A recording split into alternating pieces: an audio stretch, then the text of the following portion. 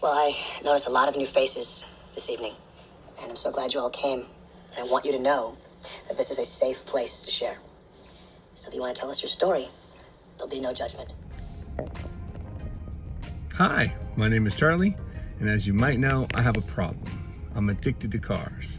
So today I just wanted to do a really quick video about the car I'm in right now. This is Papa's latest project.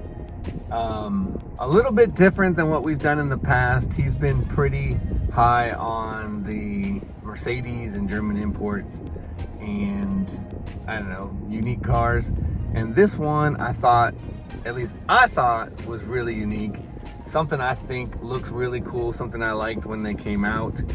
Was a big fan of in my younger days. Nothing special, and I'm probably, maybe the only person in the world that thinks this car is unique and special, but I like it and I wanted to share it with you guys while we still have it. Let's take a look at what I'm talking about.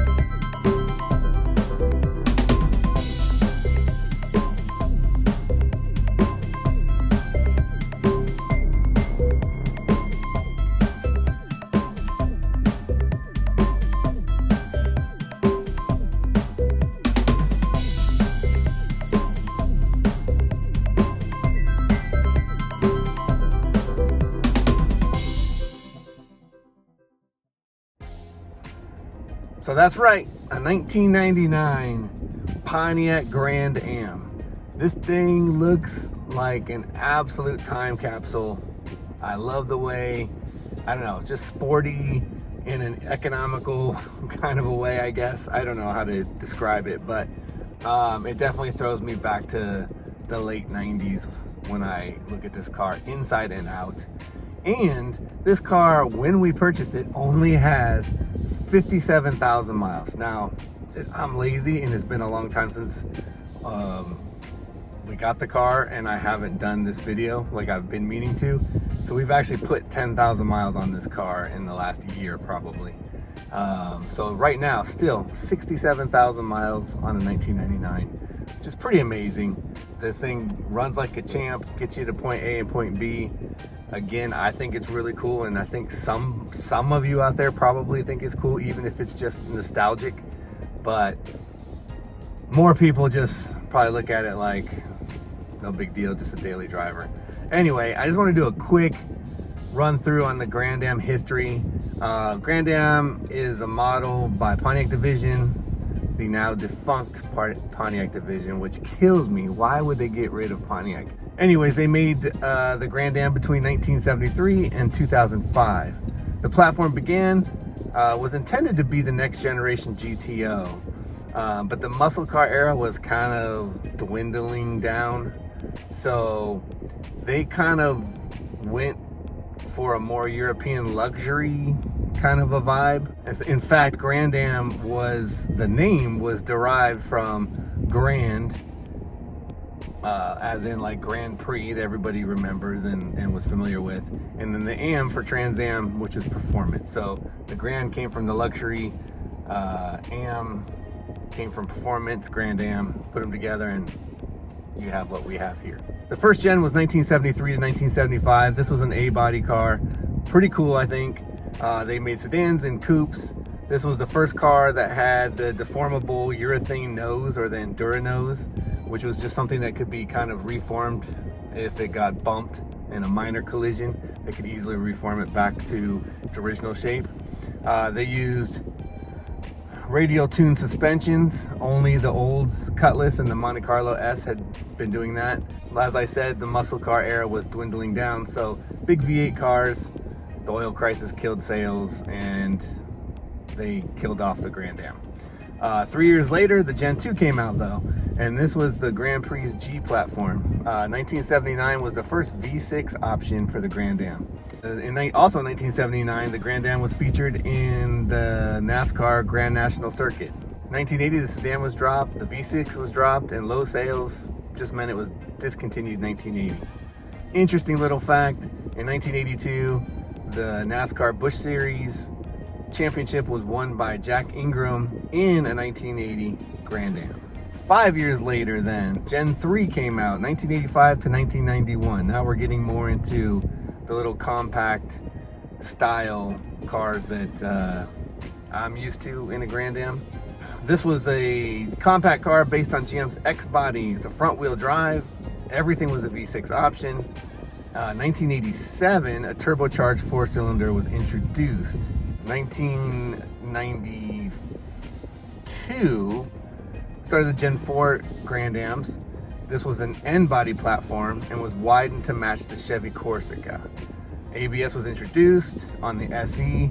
GT was introduced, which is cool. All V6s and 4 cylinders. 1996, there was a facelift to a more rounded look, which is probably similar to what we are looking at here in our car. 1997, AC became standard.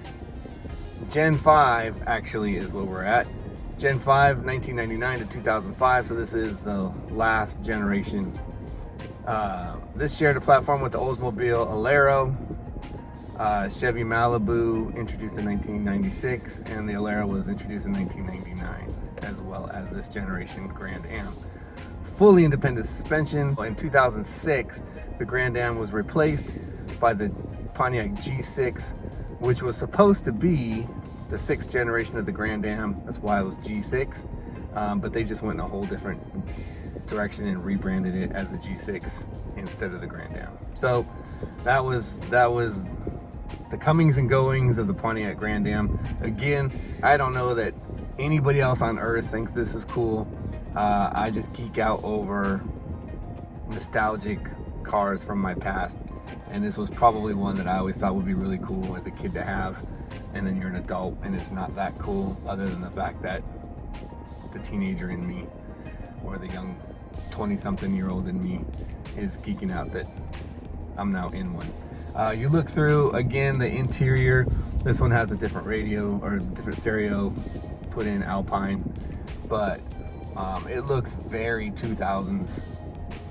Everything's rounded off and spacey in here. I really like it. The car runs good.